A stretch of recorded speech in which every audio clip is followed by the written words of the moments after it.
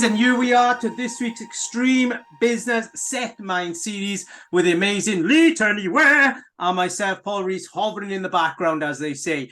And this week, do I have an apt subject matter this week? And of course, for those who have joined us lately, these last couple of weeks, you know, on YouTube and all the other beautiful places you'll find this series, you know, Lee has no idea what we're going to talk about until I actually bring it in on the day, which means we get that spontaneous. Well, Lee is very spontaneous anyway. He's very upfront. You said something this week, Lee, was, I mean what I say, but I'm not mean in what I say. And Dan, I thought, if that's not hashtagged, I'm using it. I didn't see any copyright coming out of that. That was just such a beautiful way of presenting things, for sure.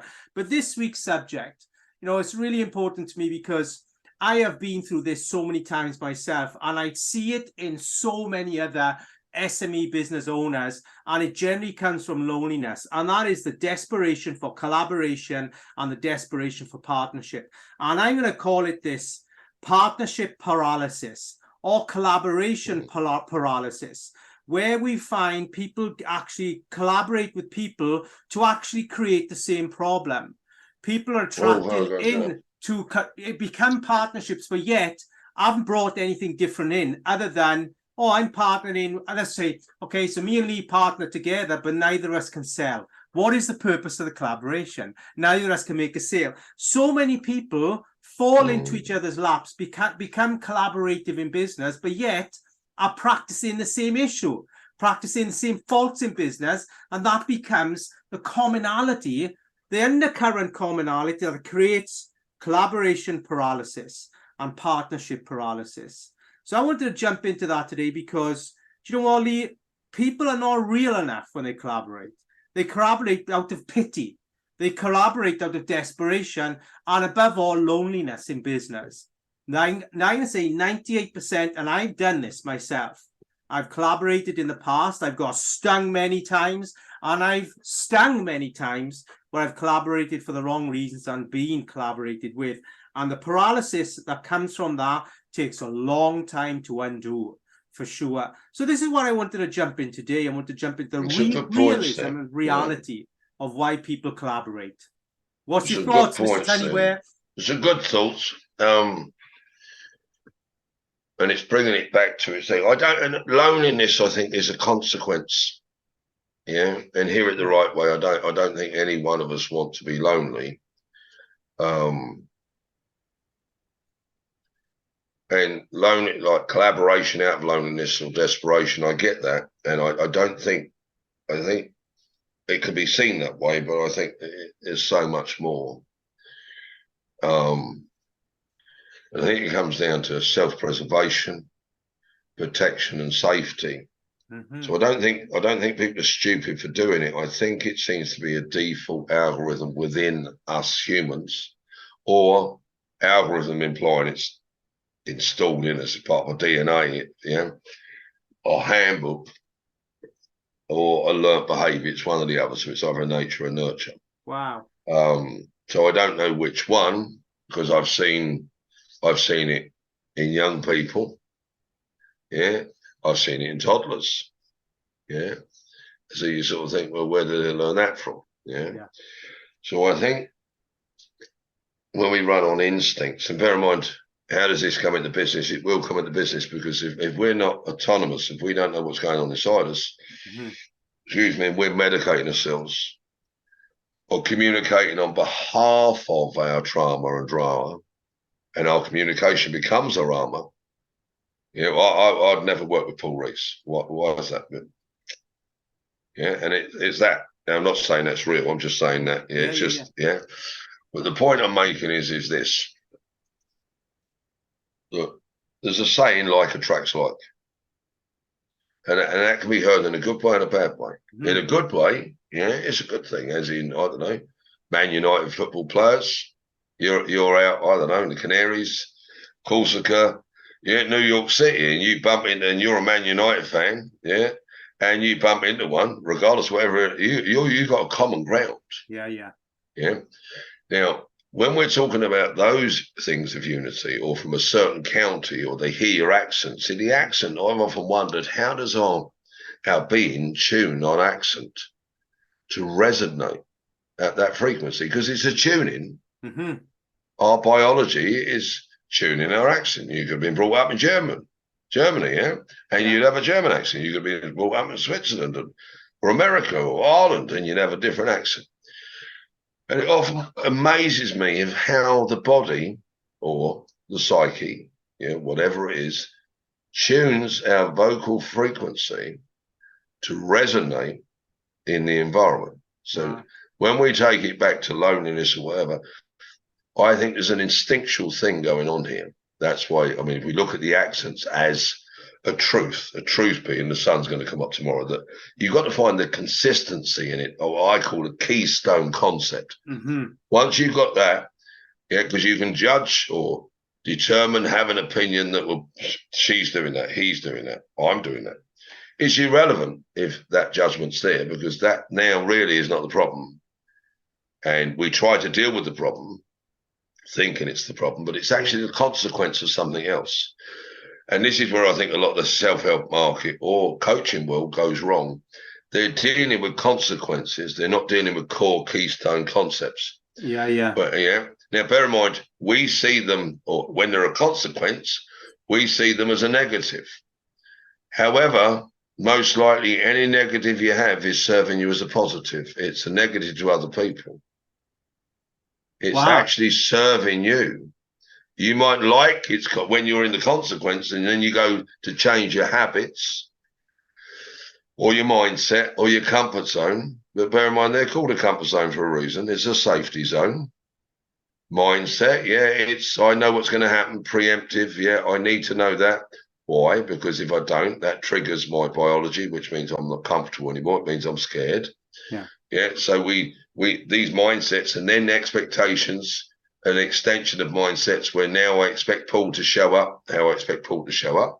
And then from all that woven around, I'm looking for Paul. Now, he might have a similar accent to me, but he seems to be like me. He seems to understand me, which is brilliant. Which means that when somebody understands and likes us, the loneliness dissipates. It's not that we're lonely. See, you can be lonely in a crowd. You can be lonely in a family. Yeah.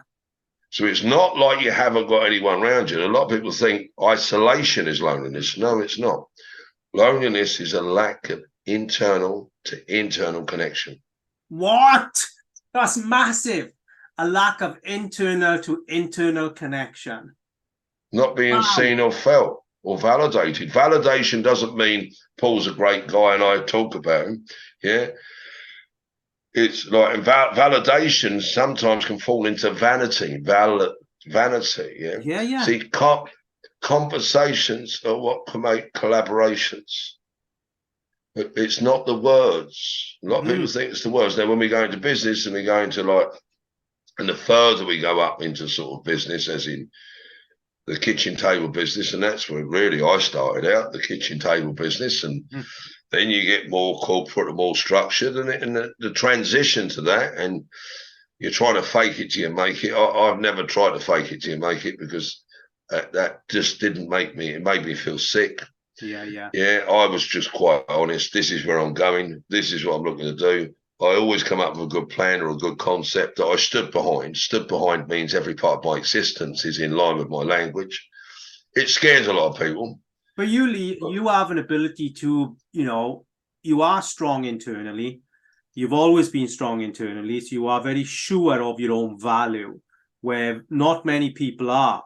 And then we come back to, the partnership paralysis. Just go on that. I would say that, and that, you assume that where I am now to where I started out, two different places.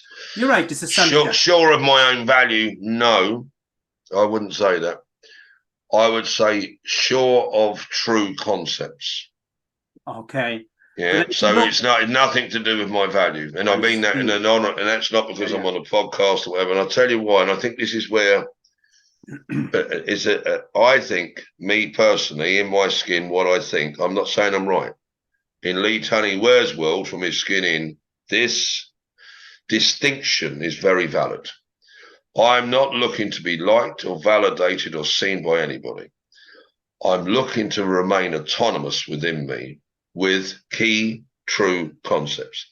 Hmm. So treat a true concept. I'm going to breathe.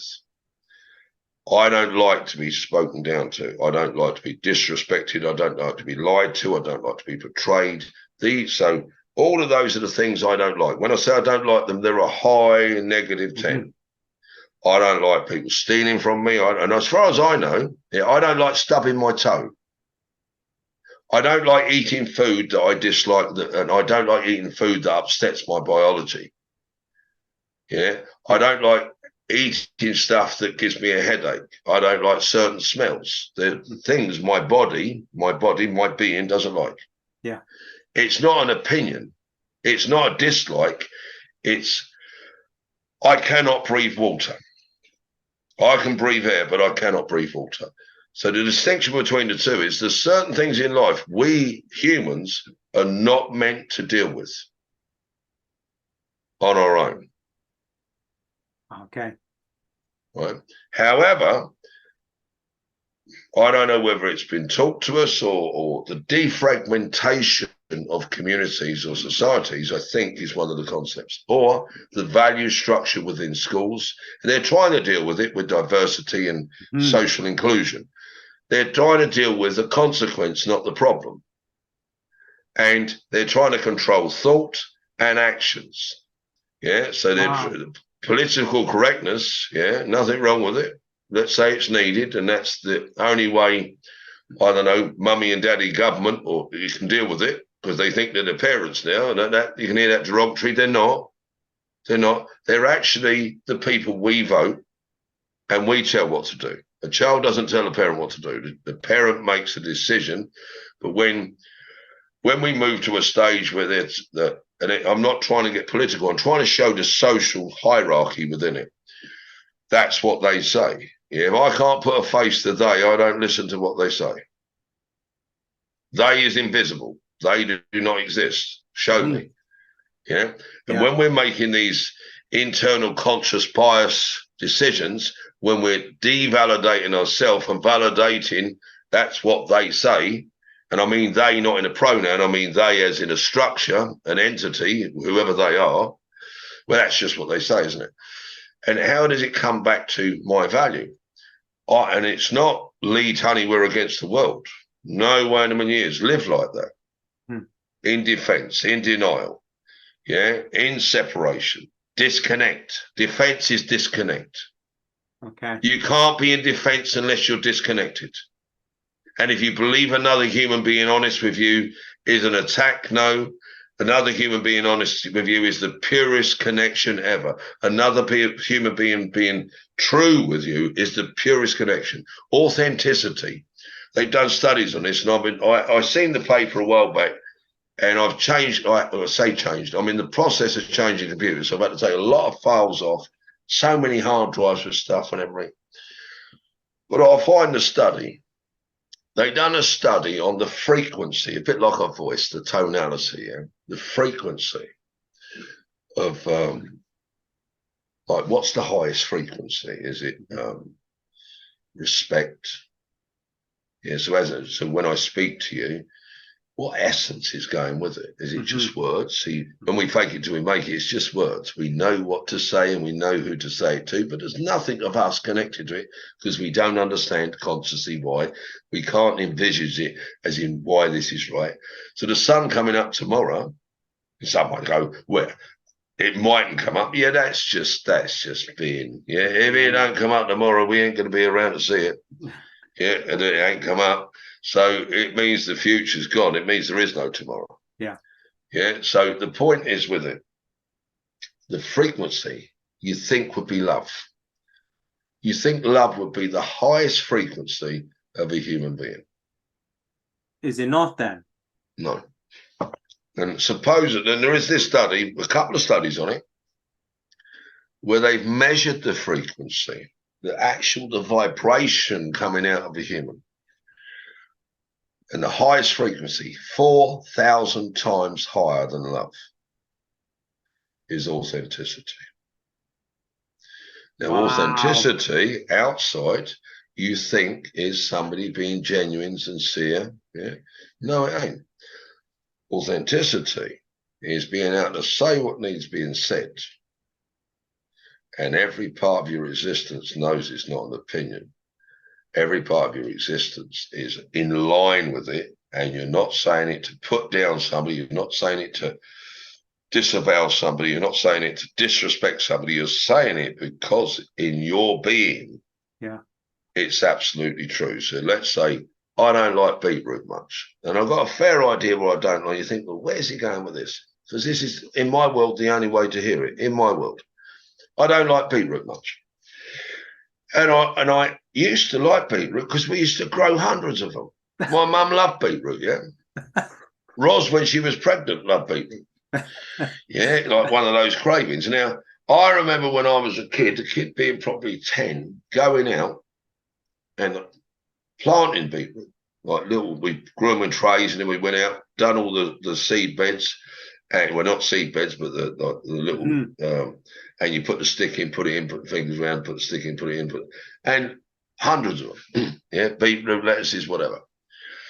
But then my mum would freeze them. We would have some for salad and be like, oh, you never eat nothing like it. And I used to love beetroot. But then my mum and dad were away once, and my gran was looking after us, and she lived across the village. And just how things were done that way, so don't hear it. She lived across the village, If we wanted to get there, we had a bike or a horse. We could ride either way, whichever one. We didn't have a phone. We had neighbours around us. If there's a problem, go to Mrs. Stanton at the top of the road and she'll phone your nan. Now, I've only been about 10. My brother would have been 13. But we had people around us. I mean, just literally 100 foot away was a neighbour. Yeah. So, and that's how things were done in those days. Mum and Dad had to go away, and I think it was my Auntie Mary in Crawley had died. And she said, if you want anything, don't cook anything. She said, salad. Your nana be over. I think it was 4 o'clock. 5. Your nana be over for 4 o'clock for the evening. Your granddad's going to call in at 2 o'clock, whatever. Delia's going to call out at 11. Paddy's going to call in. There was loads of people. Every sort of one will be leaving, another one will be calling in. Theo's down. Theo would have been from Dublin. He was driving like 3.5 hours. Theo and Rita are down this evening. They're going to stay the night. Dad and I will be back Tuesday, whatever. Brilliant days, though. Brilliant days. And I mean, everybody was calling in. Whoever had half an hour, they called in. So we weren't on our own, so don't hear it though. There might have been 15-minute gaps, but I don't remember the gaps. But I remember this, being hungry. And we didn't go into the cupboards when we were kids, and help yourself. So when my mum said, salad stuff, she said, if you want something, she said, like, there's some beetroots in the fridge. So I thought, fair enough. Now, I was only about 10 years old. So I looked in the, I had already been taught not to go near the cupboards. See, I didn't realise I could go near the cupboards while Mum was away. See, I thought, I can't go there. But Mum said I can get stuff out the freezer. So I went in the freezer, and I liked beetroot, and I saw the beetroot, and I thought, right, fair enough. And of course, it wouldn't thaw properly. They were frozen. So I took them out, and it's solid. So, so I left it about half an hour, and it was still a bit solid, about, I don't know, 40 minutes, rinsed it off, and was eating it like an apple. But it didn't taste the same. And I've never been able to eat beetroot since. Now, before I could, and then I had an experience that took it away. You think, why is this relevant? Well, really, I like beetroot, and I like fresh beetroot. Because that's what I grew up on, fresh beetroot. When I eat beetroot now, it's out of a jar, slightly different. Nothing wrong with it. It's just the way things are done. But I grew up with beetroot off a farm or out of a freezer. When I had it out of a freezer, my mum hadn't done her magic with it. I didn't like it. And I think some of us go through life like that. We have these true concepts. Mary comes along or John comes along and says something. Their opinion is not a true autonomous concept. If I stub my toe, I'm assuming if you stub your toe, it's going to hurt. I don't know. And I've said this before, I don't know who's going to hurt the most. So when it comes back to loneliness and isolation is either because of, and bear in mind, not in solitary confinement because you're a prisoner or whatever, but in normal terms. is normally a consequence of us not dealing with the pain of stubbing our toe. Wow, that makes so much sense. And not having consciousness. Well, I hate people. I don't like being in it. Don't like, even when Ros was pregnant, she was there, yeah, it was like it was like, yeah, it was like, yeah. And I was thinking, I said, do you want something? No. I was like, no. And I never got the awareness of why. And then, and she asked a question. Well, you always hate beetroot. And I said, yeah, straight out. But I put no thought behind it because that was a lie. I didn't lie genuinely, as in I wasn't consciously aware of my memories. So when she asked the question, I said, yeah, no, I hate it. Why? And when she asked me why, and it sounds a personal question because why is a personal question? Now I've got to deep dive my history, my statistical data, my memories to find the emotional or physical reaction. So is it something that my body's rejecting? Yeah, a bit like if I've got a peanut allergy, and if I have it, I react. Well, some people have a peanut allergy to life because they haven't dealt with the pain of stubbing their toe. And what they do is they blame the bed. The bed didn't move. Yeah. And sometimes it is other people doing it to us.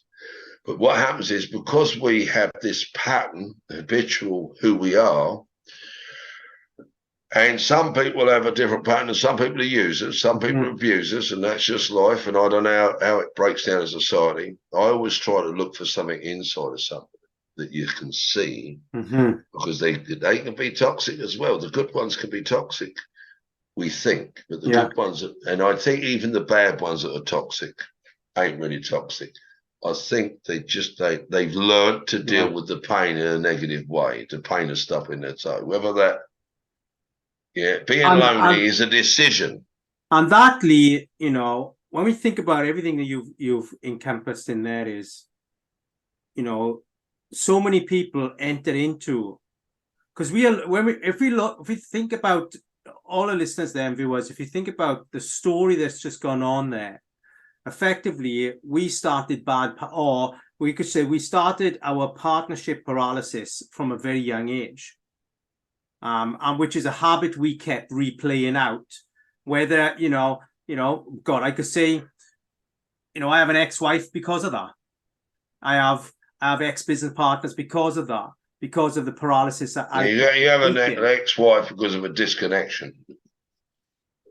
I mean, I know when I got married my first time round, I shouldn't have got married. I know I was married. I was same as me. Out of loneliness, desperation. Yeah. In my, that's what it looked like. In your one, I was thinking in my world for me, and I think, and that's where awareness comes in. It's not awareness as in Paul's something wrong with Paul, and that's where we normally go: bias and judgment. But the sentence we put on others, the sentence we speak, the frequency we speak on others. Wow. Yeah, you got to hear it. See, the sentence. When we speak a sentence, if it's got judgment in it, disrespect in it. Paul Jones's ex. Yeah, now everybody has to treat Paul Jones because we think they're just words. They're not. If there's a building in a town, let's say, I don't know, a town hall or a monument, you try walking through it. It's real. Now, if I'm right, and I don't know whether I'm right, but I can see it play out every day. Yeah.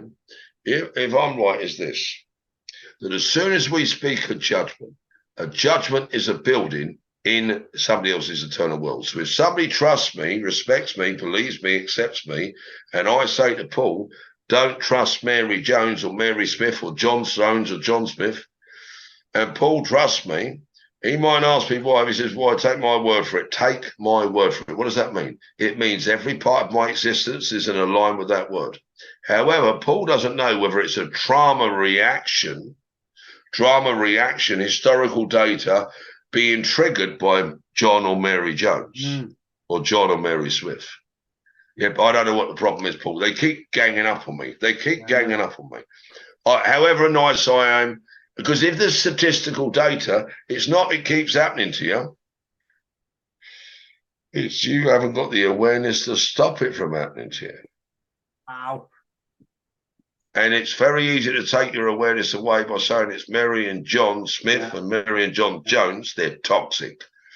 Or it's men, they're toxic. It's women, they're toxic. Women don't understand me. Men don't understand me. You can blame and shame and guilt. And then even worse, I mean, if you really, really, really want to put a kicker on it, and I mean, if it was baseball, this one would knock it out of the park, and you'd be playing baseball in New York, and the ball will land in Wembley Stadium. Yeah, if you really want to kick it out of the park. Yeah, I mean, oh man, if you wanted to put some garnish on this, this to me is a keystone concept. Keystone. Yeah. Oh, and might be some reactions to this one. It's even worse. Then they go and write books about it, telling you how to deal with toxic people. Yeah. Yeah. And toxic people. I mean, and you know the ones that are being called toxic, they're reading the books to try and work out how to deal with toxic people as well. I mean, it's the Pied Piper, the blind leading the blind. Would we ever realise it's a disconnection if we actually called a truce rather than surrender? And everybody keeps saying all about forgiveness. Yeah, forgiveness. Sorry. Yeah, sorry. When we say sorry, we can say sorry. Yeah, so I'll give you an example. Yeah, just the tonality of the syntax. And I'm going to prefix it, with 2 words. Yeah, so there's the word sorry. I'm sorry, Paul. I'm is me. Yeah. Paul is you. So they're the 3 words. So let's run through it. I've done something wrong. Let's say I borrowed your car and I scratched it and I wasn't aware of it. Let's just use that scenario. And I can say, and you say, well, leave my car scratched. And it wasn't scratched when it went out. All right. I'm sorry, Paul. Yeah. So is that what Paul wants? Or does he want his scratch fixed? So and you can go, well, so what are you going to do about it? Well, I said, sorry. And what else do you expect me to do about it? Well, it's got a scratch there. He told me that, and I said, sorry. All right. You're going to pay with the scratch. Don't push it too far, mate. Yeah, because accountability ain't sorry. Right. But if your body is your car and I scratch your car physical, it can be seen. If your heart is the thing I scratch, or your soul is the thing I scratch, and you think sorry's going to take it away, no, it ain't. You think. Yeah. Now, how it takes it away if you're genuine, that doesn't mean you're a liar. It means you might be aware and autonomous. Back to authenticity again. I don't care what I say. And the reason I don't care what I say, because I really care what I say. Wow. I don't care what I say because I really care about what I say. Yeah, because I do think about what I say. Wow. I think before I speak. And I don't overthink. I don't imposter think. Is this true? Or is this my opinion? It's my opinion. Waste time. You'll never hear my opinion unless you ask for it. If you ask my opinion, I will tell you it ain't worth nothing. And I'll show you something here. Let me see if I've got one. Got one here. There we go. So this is a book. Yeah, it's a book. Yeah. Would you agree? Yeah. It's a book. Yeah. Is it real? It looks real. Right. So yeah, does it sound real? Yeah, yeah. Looks real? Is it real? Well, it's real as what's in it. Right. So you can see it, you can hear it. Yeah. Yeah, and you can see the pages of it. Yeah, so yeah. The book is real. Yes. Right. Are the words real? Well, they are real words that are in text format that I could read. Right. We agree with that. Yeah, fair enough. But the words are not real. And I'll tell you why the words are not real. What I mean by real, is the pages are real. the book's real, the ink's real.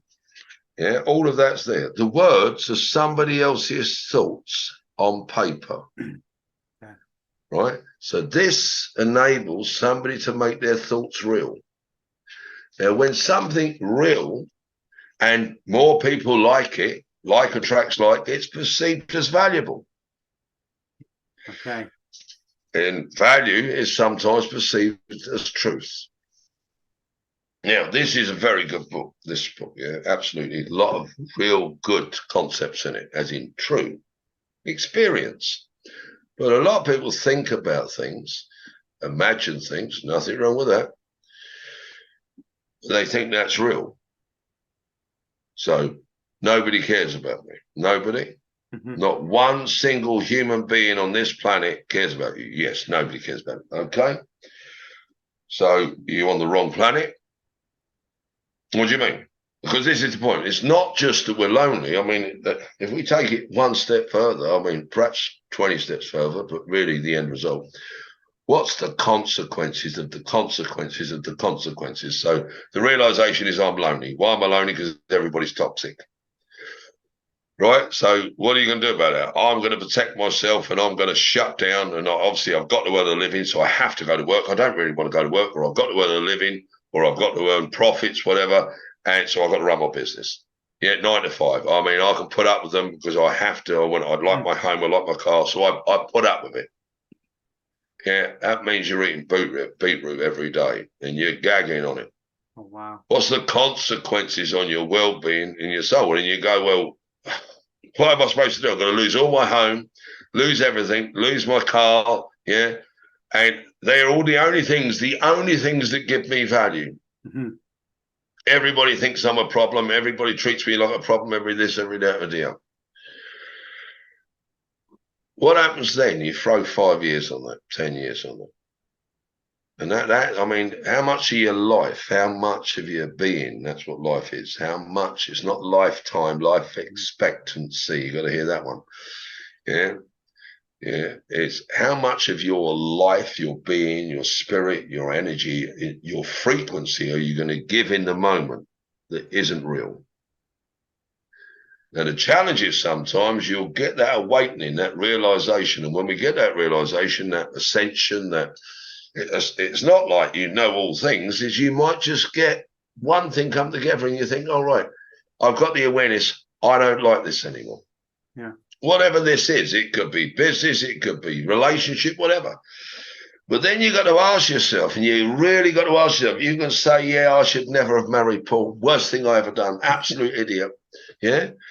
But the problem is we've got this innate ability to change our history. We've got this innate ability to use our thoughts and images in our mind to create a new movie of the past. And you think, well, with your memories, I mean, a study's done on this.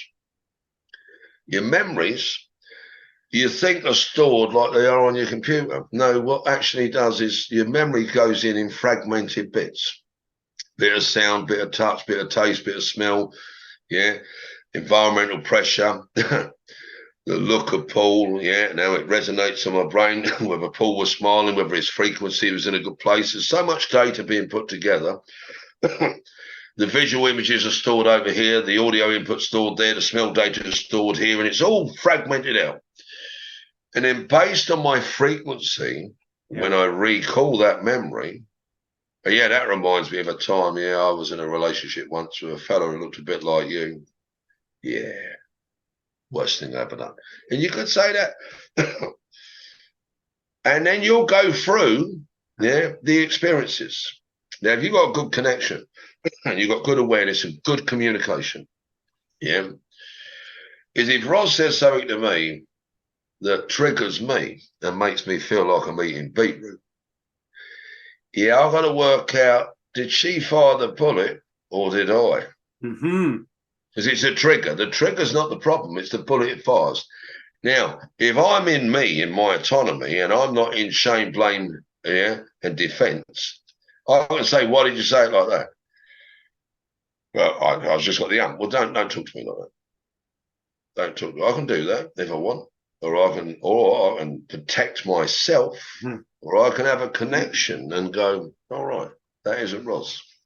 That is not Ros. Yeah. What's going on that I'm unaware of? Because we talk about awareness like it's us. Oh no, you want a relationship, you need awareness for them. Yeah. But you can't use your awareness as a form of disrespect. You can't use your sympathy and empathy, whether this in a workplace or in a relationship. Same problem, just different environment. Cannot use your awareness as empathy and sympathy. Oh, Ros, what's that?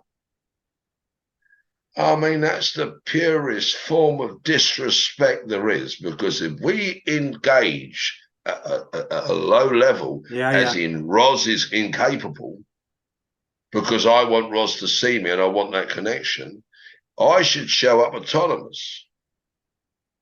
Yeah, because if they're, and you've got to hear this, see, if I become the hero of their story, they become the victim of mine. Wow, that makes so much sense, Lee. So I have to, my job, whether they like it or not, if I step into the role of being the man or the woman, whether it's my female energy, my empathy, or whether it's my masculine energy, my protection, yeah, I'm actually disrespecting them to the highest standard. Mm-hmm. Because their frequency at that moment needs an umbrella, needs a shield, needs something to protect them. Yeah, that ain't me. Yeah, that isn't the sun will come up tomorrow to me. Yeah, that's when I remind them of who they are. That's when I tell them my memories of them. That's when I remind them of their character. Now, I'm here to support you. I don't care if there's a tsunami coming. I love you to pieces. Yeah. But where you are at this moment, there's one or two things happening here. See, if I know my wife, and I've been with her 31 years, I know her character. So when she shows up, now I'm not saying getting stressed with kids, whatever, let's say we all do that. Yeah, I think as you learn to have these connections, or you learn to see where others are trying to disconnect. Mm-hmm. And you gave Poppy 3 baked beans more than me. I'll translate that for you. I had 100% connection. Now I've got 97. And you bought Poppy a new pencil, didn't buy me one. How many points is that? It's 5. Okay, so now what are we at now? We're at 92. And you bought Poppy that new top. The new top's worth 15 points. Okay. Now, and kids are they're not doing this, but they're doing this in their being. Yeah. And they've got this. What's love? Love, I mean, where does love belong? Is it in mind? Is it as in your, is it consciousness? Is it imagination? Is it in your heart? Is it in your gut? Is it in your spirit? Which is it? One of these hairs on my skin? Where is love? Wow. Yeah, and you go, well, it's in your heart. Oh no, it ain't. Just because they've shown you a heart and that's Valentine's marketing. Bear in mind, Valentine's Day, it's a marketing tool. So is Christmas Day. That's all it is. I mean, Pepsi and Coca-Cola made Christmas really fashionable. Yeah. Why do you think it's red and white at Christmas? I mean, and Pepsi went with the blue and white. I don't know whether the marketing ploy was because blue and white matched the American type flag. Yeah. You go, what do you mean? Well, I'm not being funny. When people were in famine times, you think they went out and bought a birthday card? You think they went out and made a birthday cake? I mean, they were lucky. And you go, well, yeah, Lee, no, times have changed. And the reason times have changed and the reason we're in a probably most privileged time in human history. Yeah. With technology at our fingertips, that this technology is far in excess of what they had when they supposedly put a man on the moon. Mm-hmm. Or they should like. So we got, I mean, there's a birthday card. You can go in, open it up, and play happy birthday. Yeah. There's more technology in them than was in the 1960s, 1970s. We're walking around, I mean, with the first computers, we got more in here than that. And we still got excuses why we can't be successful, or we still got a reason to be disconnected. The truest connection, is what's your Wi-Fi frequency? What are you broadcasting out? Yeah, they go on about like the different frequencies out there. What's the next one? 5G and all that. Yeah. If you're autonomous and you're now, if you're too real for people, which I can be, I get that. But I'm me. And sometimes my vibration goes through them like a train, like a wrecking ball. That isn't my vibration. That's my autonomy. Now I can lower my frequency if I go in and speak at kids' schools, or I go in and speak at young people's, entrepreneurs, different things like that. Yeah, I can lower it. I can do empathetic and sympathetic. But the true bit, if Roz, and I'm just using Roz as an example, this is my personal pages of my life, is if I know the character and I've got the statistical data and I've seen how Roz has interacted and reacted, been there, most, what she might call vulnerable, I might call extraordinary moments when she's given birth to 9 of our kids. Wow. And I've seen doing all that without epidural or anything like that. I mean, you can be in awe of somebody. Yeah, I'd much prefer to stay in the awe of somebody and speak from that place and remind them of who they are than to stay in the judgment of somebody. I love that. Let me jump in there because we are coming to our end here. And here's the thing is that, we started with the understanding of partnership paralysis and collaboration paralysis. But true to form, there are so many layers to this. And, if you are jumping into any form of partnership, collaboration, whether they're personal or whether it be business, really look at what it is you're looking for in yourself first. Would you agree? People use partnerships and collaborations to fill voids that they've not even looked at, in the truest, authentic sense of themselves. I think it comes down to one question, really, to change loneliness. And it's sort of tied up into who are you going to reconnect with today, or who are you going to connect with today, and navigate that path with awareness and learn the skills. If it's a reconnection, somebody you cared about, navigate it and tell them, I used to love beetroot. Now it makes me want to vomit. I know my essence truly loves it, because I had a couple of experiences with you or with the freezer. I don't like beetroot anymore. So me, I go out and I eat beetroot. And I had a lovely meal recently, and they had beetroot on it. I did say I'll eat the beetroot. I said, oh yeah, and I savoured that moment, because I relived a memory when I used to love beetroot. And when I say I used to love it, was pull it out of the ground, knock the dirt off it, rinse it out in a bucket, literally cut it like an apple and eat it. Wow. Absolutely. Oh, and you come in and you'd be like Dracula. What have you been doing? You've been eating that beetroot again? No. So who do you need to reconnect with, and who do you need to connect with? And if you really want to hear it right, eat something you don't like, as long as you don't have an allergic reaction to it. Why? Because once you taste that and you have an awareness of how to deal with it, you've then got an experience to draw from. I don't like it. I'm not touching it again. Does it make you sick? No, it makes me feel uncomfortable. Get used to being uncomfortable, because it isn't other people's responsibility to show up to please you, and it's not your responsibility to show up to please them. Wow, Lee, thank you so much. What an amazing deep dive again. And you are myself, Paul Rees, and of course the wonderful Lee Tannyware for this week's Extreme Business Set Mind series. And we will catch you this time next week. And everybody have an amazing week. Enjoy your collaborations and your partnerships. You know what it's about. And get in touch with Lee. He's always out there on LinkedIn, myself also. And of course, do subscribe, like, and comment to our videos, because we love you to bits. Happy days, and bye for now, and boom.